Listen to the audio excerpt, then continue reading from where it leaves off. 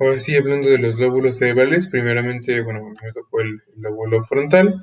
Primeramente lo voy a ubicar en la corteza cerebral. Este va a estar directamente rostral a la cisura de Rolando y dorsal a la de Silvio.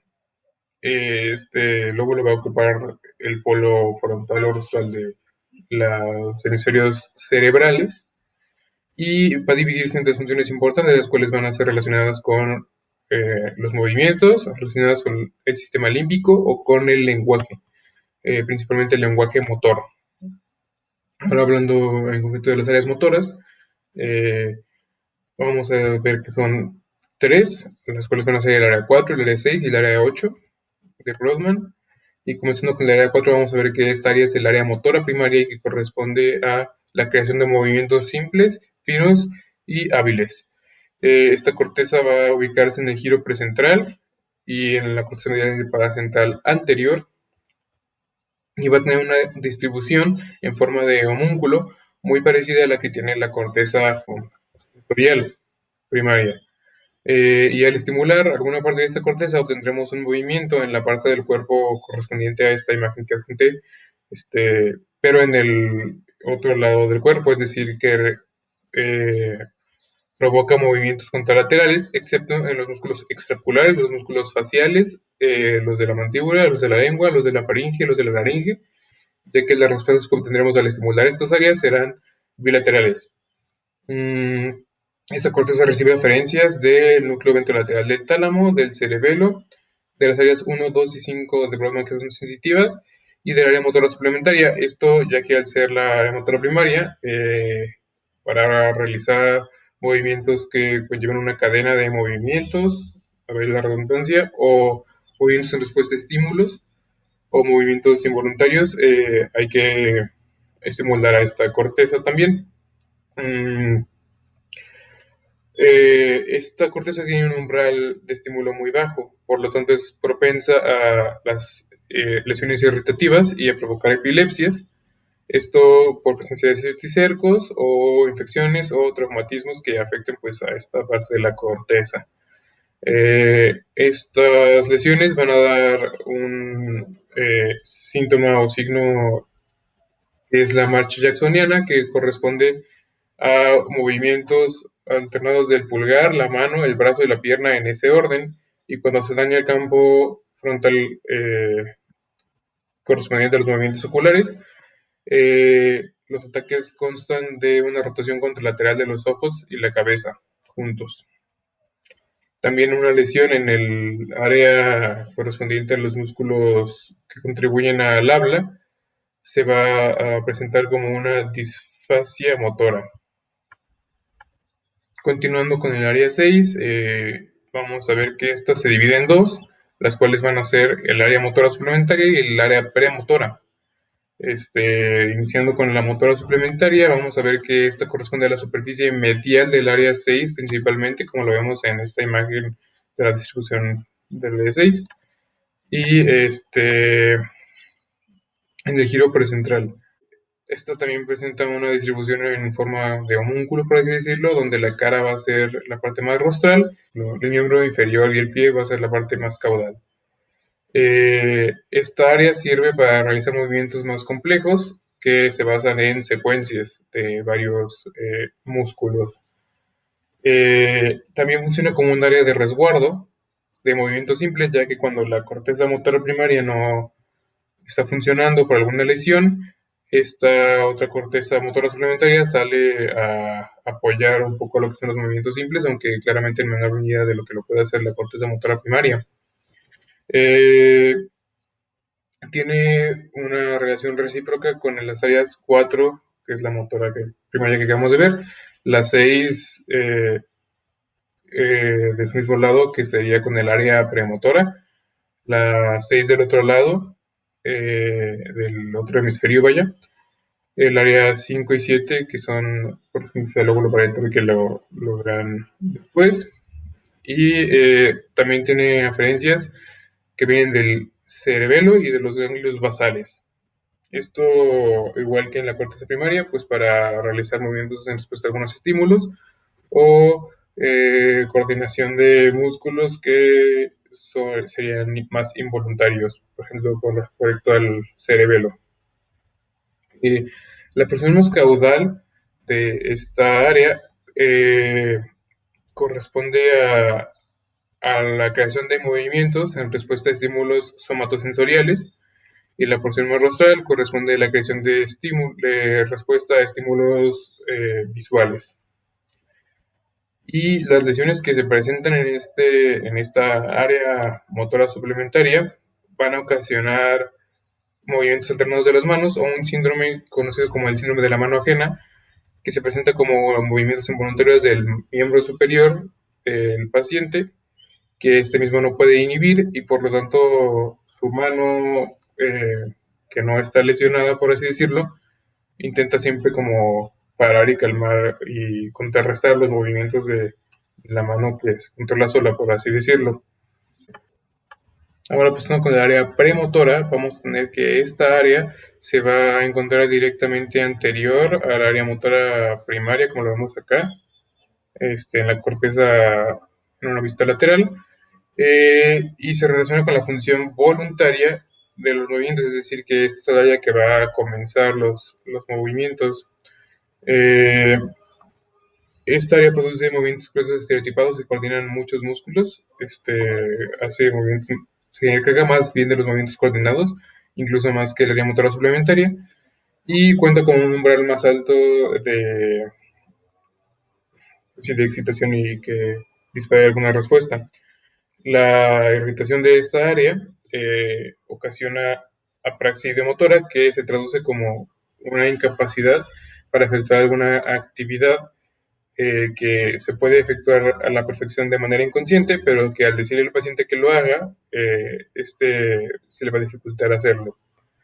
Eh, Ahora pasando con el área 8, vamos a tener que esta área va a ser correspondiente a eh, los movimientos oculares, y que va a ser responsable principalmente de los movimientos sacádicos del ojo.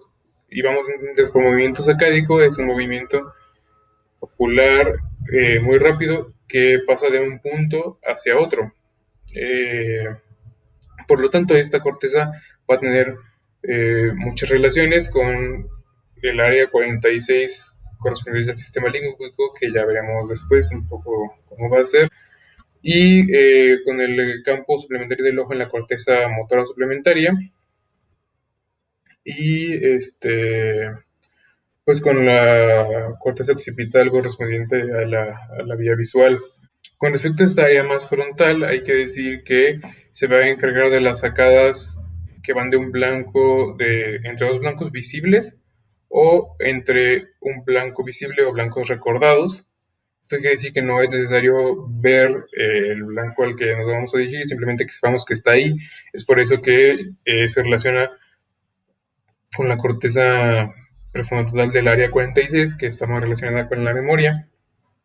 Eh, las lesiones irritativas de esta área van a hacer que los ojos volteen hacia el lado contralateral, y en caso de un infarto en esta área, los ojos voltearán a ver hacia el mismo lado de la lesión.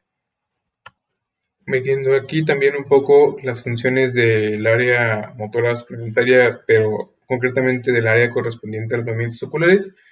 Eh, Vamos a ver que este es el área que va a tener relación más con la corteza occipital de la vista, y va a tener eferencias el colículo superior y formación reticular relacionadas con la vía visual. Y la función de esta área motora suplementaria va a ser la de realizar secuencias de sacadas y sacadas más complejas. También menciona que el área 46 tiene una influencia de la planeación de sacadas, aparte de la memoria de los blancos, para preparar las sacadas correspondientes a la corteza más frontal del ojo. Y también va a tener relaciones con el lóbulo parietal para la integración de las sacadas con otros estímulos, y con el hipocampo, que participa en la memoria para el orden cronológico de las sacadas, es decir, que para registrar exactamente los tipos de movimiento que hicimos con el ojo y poder registrar el campo analizado en la memoria. Ahora pasaré a hablar del área del lenguaje. Estas corresponden a las áreas de Broca, que son las áreas 44 y 45. La 45 es la llamada área triangular y la 44 es el área opercular y se encuentran en el giro frontal inferior. Estas se comunican con el área de Wernicke en el lóbulo parietal y temporal, mediante el fascículo arqueado. Y su función, en concreto de las áreas de Broca, es programar una serie de movimientos para coordinar la vocalización. Esta secuencia se transmite a la cara, a la lengua, a las cuerdas vocales y las áreas faríngeas de la corteza motora para iniciar el habla. Y pues va a recibir fibras del área motora suplementaria que se relacionan con el inicio del habla. Las lesiones de esta área dan diferentes tipos de afasia que principalmente se caracterizan por ser afasias motoras, expresivas y sin fluidez. La fase la vamos a entender como una incapacidad del sujeto para expresarse y algunas de las lesiones más conocidas son la llamada afasia de Broca, la cual corresponde a la dificultad para iniciar el habla y producir lenguaje de manera disminuida y no poder hablar más de 10 palabras por minuto. Sus pacientes con afasia de Broca van a adaptar gestos faciales y posturas corporales, al igual que van a gesticular mucho con las manos, con el fin de ayudar a la comunicación. También tenemos la afasia de conducción, que va a caracterizarse más por ser una afasia donde la comprensión impide el habla, y esto va a ser precisamente por la lesión de los fascículos arqueados que mencioné hace un momento, que comunican el área de Broca y de Wernicke. Eh, por algún problema vascular o algún traumatismo. También está la afasia global, en donde se dañan las principales funciones del lenguaje, que son la producción verbal, la comprensión, la repetición, la nominación, la lectura y la escritura. Esta es muy extraña ya que se da por lesiones en ambas áreas de Broca y Wernicke, pueden ser por la misma razón o por razones diferentes, sean traumatismos o eh, falta de irrigación, que son las más repetidas. Y también existe la fase transcortical, que se divide en varios tipos, que es la motora, sensorial o la mixta, y que todas se caracterizan por la preservación de la repetición del lenguaje y la falta de expresión verbal. Normalmente la comprensión suele estar como intacta, la lectura y la escritura también son normales, pero pues, se afecta la expresión. Y esta se da por algunas variaciones en las ambas áreas de Broca y Wernicke y las fibras que las conectan. Ya es más como combinación de lesiones en esos tres puntos. Y por último también tenemos la fase cruzada, que se refiere al desarrollo de la fascia en personas diestras con lesión del hemisferio derecho. Es decir, como habíamos visto, estas áreas, bueno, estas relacionadas con la motricidad sí suelen tener efecto en el cuerpo contralateral y en el área de Broca, el hemisferio dominante suele ser el que tiene la mayoría de esas funciones. Es por eso que cuando se lesiona el otro hemisferio no suele haber mucho problema. En este caso de la fase cruzada sí que lo va a haber, es por eso que es como una lesión a resaltar con respecto a las demás. Y esta fascia puede ser de cualquier área, ya sea de Broca o Wernicke o incluso ambas. Eh, la estimulación de estas áreas en los individuos conscientes puede o inhibir el habla o resultar en la articulación de sonidos vocales. Y también hay que decir que esta área no solo se activa o, bueno, si tiene actividad cuando se da el habla, sino que también se da en labores, por decirlo, no lingüísticas, como la observación de movimiento de los dedos de las manos y el reconocimiento de señas manuales. Ya por último, hablaré de la corteza límbica. Vamos a ver que esta corteza va a ser la responsable de funciones muy importantes como lo son la toma de decisiones, la planeación de actividades en el futuro próximo, las emociones y la conducta que tenemos. El estudio de esta área inició con el caso de Phineas Gage, que fue un trabajador de ferrocarriles que en un accidente terminó con una varilla de metal insertada en su lóbulo prefrontal y que al extraerla y sanar el paciente le ocurrieron cambios de personalidad muy importantes relacionados justamente con estas funciones que acabo de mencionar.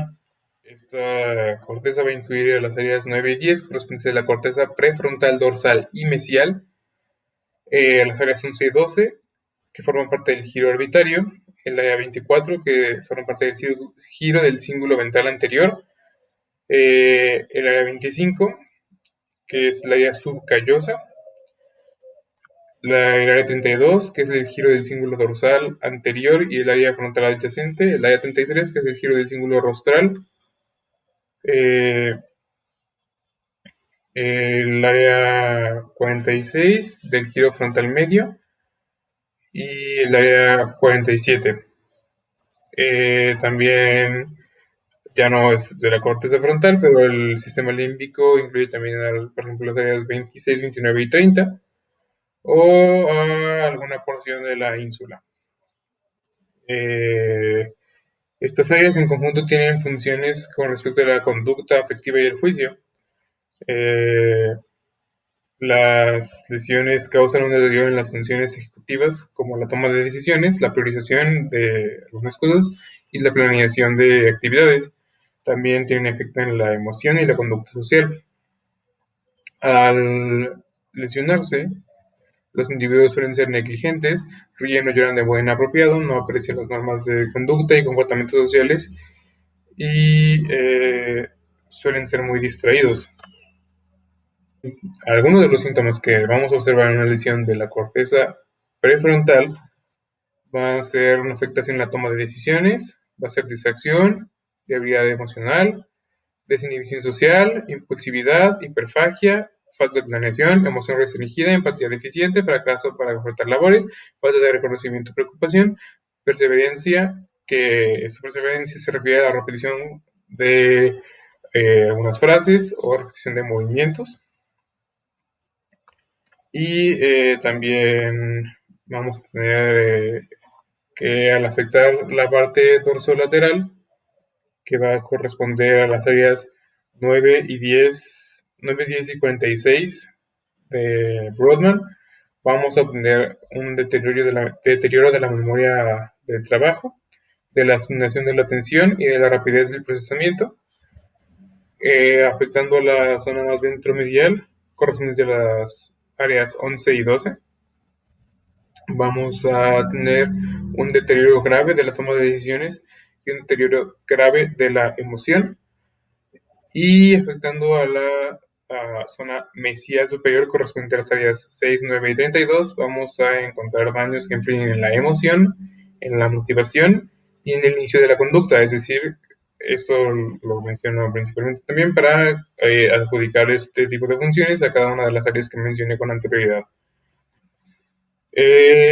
Ahora sí, revisando un poco más de los síndromes que podemos asociar a la corteza prefrontal, vamos a tener que existe el síndrome del lóbulo prefrontal, que se va a caracterizar por un deterioro de la toma de decisiones, la habilidad para planear, el juicio social, conducta, modulación de afecto y respuesta emocional, al igual que la creatividad. Como ya lo mencionamos, son muchas de las funciones que le adjudicamos de la corteza límbica con anterioridad, y esto se va a deber a algún tumor o traumatismo o alguna enfermedad degenerativa que afecte a las cortezas, principalmente prefrontal y orbitofrontal. También encontramos lo que es el reflejo de aprehensión, el cual se refiere a una tendencia para asir algún objeto sin ninguna intención aparente de utilizarlo con algún propósito. Esta normalidad se da por una lesión en el lóbulo frontal o las estructuras subcorticales correspondientes también a este lóbulo. También vamos a tener el coleccionismo forzado, que es una conducta involuntaria e irrefrenable de buscar y coleccionar o comprar dirigida a un objetivo y a una selección de artículos como específicos. Y esta va a ser resultado de la pérdida de la inhibición del lóbulo frontal, la inhibición precisamente para estas conductas, ¿no? Y se da por el daño bilateral de las cortezas orbitofrontal y prefrontal polar. Y también vamos a ver que en el Alzheimer, algunas de las lesiones más importantes que se dan por esta enfermedad degenerativa van a ser justo en la corteza límbica, lo cual explicaría bastante de la sintomatología como la pérdida de la memoria.